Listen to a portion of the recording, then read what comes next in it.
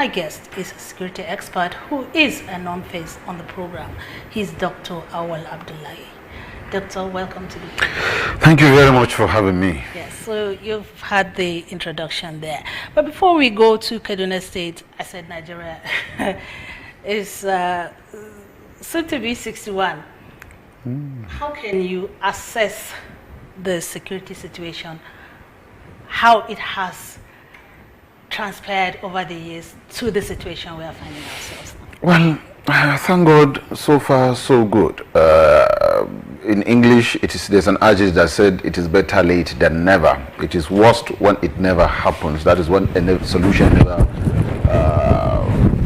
been looked for. But you cannot just say it is late, because everything has time. A lot of Nigerians will complain in one way or the other. They will grumble, but then it is a situation that has surfaced itself, and then government, the past and the present government, have done what they can do. Most especially presently, the government is doing everything humanly possible to bring to bear the situation. But be it as it may, whether all of us like it or not, there is a security challenge in Nigeria, and it's not just about northern Nigeria. I can holistically say we have challenges in about 26, 27 states now.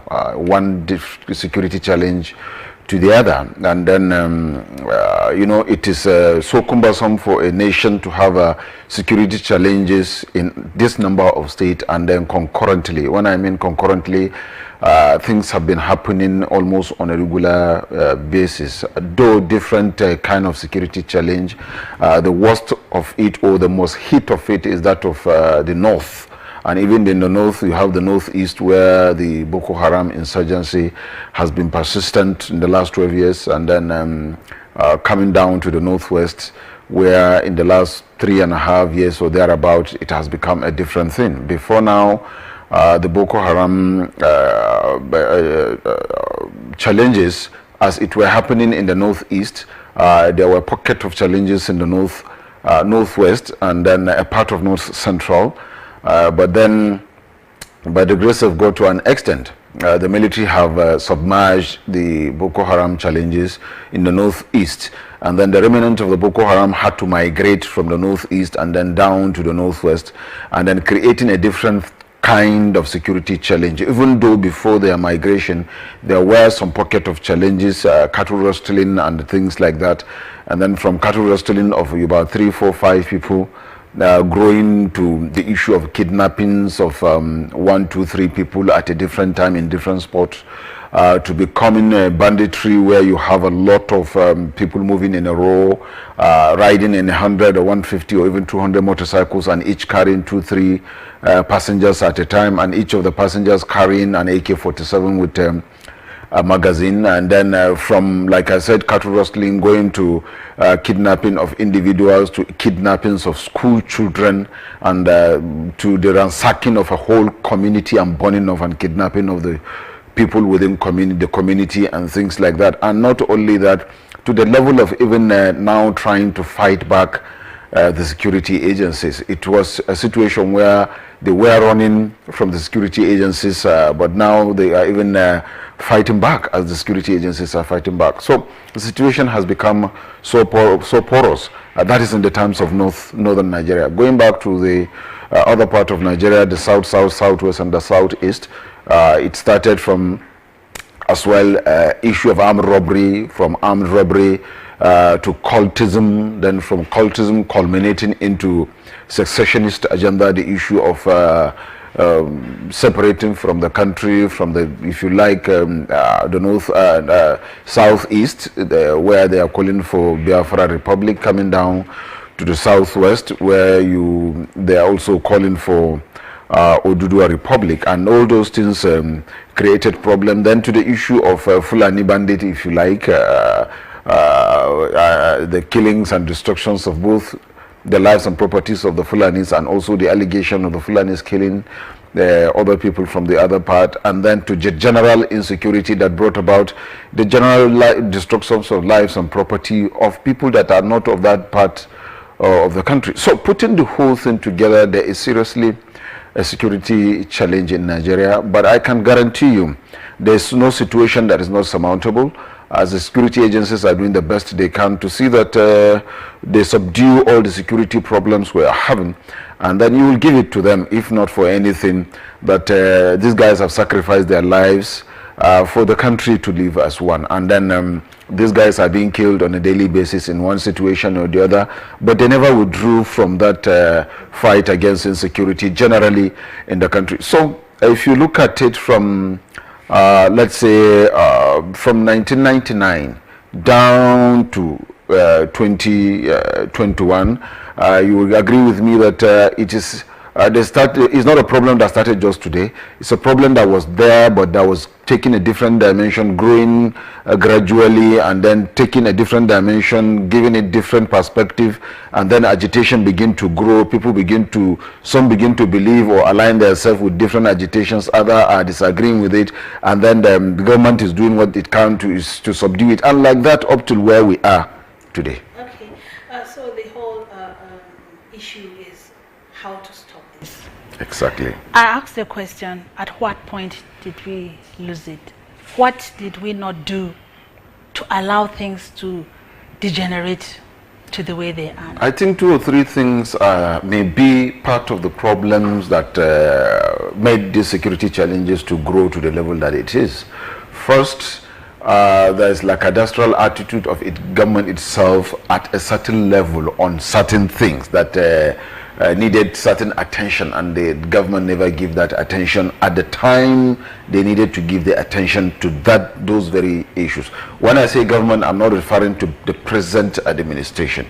That was why I said from 1999 coming down to the present administration. It is something that has been happening gradually and growing gradually and changing systematically and adopting different methods and styles, and people are buying into the idea and things like that. If, as at the time the situation started, government gave it the attention it needed to be given, or went into it the way it needed to go into it, possibly wouldn't have gotten to this very situation that we are. But be it as it may, you can also not blame it on government alone. Even the communities, the people themselves are part of the problem. In fact, it is not government that is even the problem, it's the people that are the problem. But the people are now trying to put back the blame on government because it is called government. And what is government, or who is government? Even if you want to define government. Government, most especially in a democratic situation, it says government of the people, for the people, and by the people. If it is for the people and by the people, then it means the people are the government, not the people sitting on seat of authority that are the government. The people feel, those that take the authority are the government. That is the mistake. That is the biggest mistake we are making. We don't ask questions, we don't challenge government, we don't direct government, we don't, if you like, criticize government constructively, because there are 2 types of criticism. There's constructive criticism where you find fault and you are trying to call the attention of the government to correct it by also advising on how best to go about it. Then there's castigation of government, which is the bad criticism. There you try to castigate, you try to molest, you try to blackmail government intentionally just because you don't like either the government of the day, the party that is ruling, or the person that is the head of the government. That is entirely a different one. That is not criticism.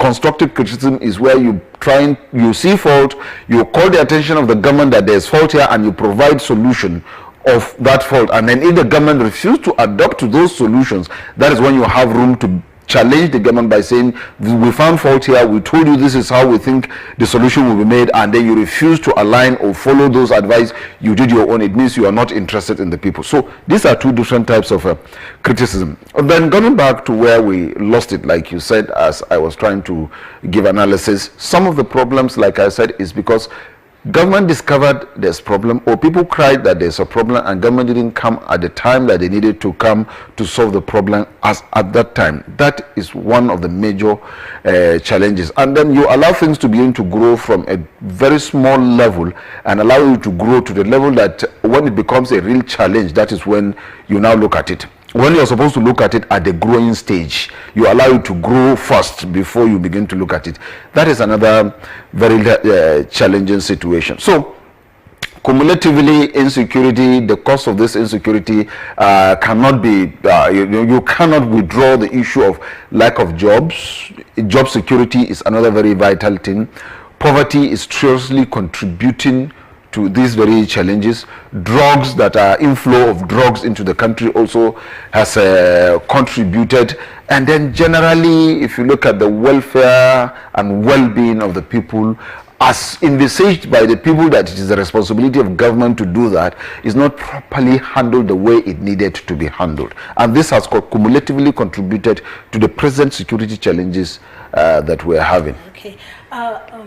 Doctor, one thing that Nigerian security forces are known for is gallantry, especially when it comes to anytime they are sent out to be part of peacekeeping operations like ECOMOG and operatives like that. They stand out. And then we come back home, we are not seeing that gallantry. Well, to a certain level, yes. Okay. What could be the problem? Well, there's an adage in Hausa, let me use Hausa here now, that says, Idan dambuye wa baya jimai. That is to say, the situation is too cumbersome. Like I said, we have challenges in about 28 states. And the number of security operatives that we are having in Nigeria is not even enough for the country, not to talk of handling the situation. You will find out that there are militaries almost everywhere in these 26 states. Apart from those ones that are seriously facing the real fight of insurgency, and those that are facing the real fight or with banditry and the likes of them in the northeast and the northwest, and like I said, 26 states. And how many, what is the number or the total strength of the Nigerian armed forces? Because the armed forces are the ones really fighting the security situation today. Ordinarily, it's not supposed to be the responsibility of the armed forces. Theirs is to protect the territorial integrity of Nigeria against external aggression. But because there's no external aggression, or even though some of the people that are fighting or the challenges we're having today are actually from mostly our foreign neighbors that are coming in. They have discovered that Nigeria is a lucrative state, that the business of the banditry, if you like, the kidnappings, as well as even the Boko Haram thing is a lucrative business. They are making money out of it. Otherwise, where do you get arms and ammunition, the kind of arms and ammunition that they are using? You know, it's already a business for some people. Some people are making money out of it, and then there are some foreigners. Most of the people that have been arrested, you discover that they don't even understand the Nigerian language. They can't speak good English, and then even if it is Fulani, you discover that they are speaking foreign Fulani, not necessarily Nigerian Fulani. And even so, even from the other part of Nigeria, if you like, the southeast and the south, you find out that there are other citizens of other countries that are also part of this challenges. So, looking at that, you know very well that the security agencies of Nigeria are truly doing the best they can. And then this is not a conventional war. It's more like a guerrilla warfare that they are fighting. And in a guerrilla warfare, it is not static, it is not stable, it is unlogical, it is unorganized. It comes when it comes, and you will not know when it comes. That is guerrilla warfare. So conventional military, or the gallantry of Nigerian armed forces, would have go through a serious test if it were to be a conventional war. Face me, I face you. That is where you will know that yes, we have gallant soldiers that are willing and ready and fighting seriously. But otherwise, you cannot get it the way you want to get it, because it is a guerrilla warfare kind of a fight, and then you cannot, it is not face to face. If it were to face to face, you will praise the Nigerian armed forces, because very, very gallant, very respected all over the world.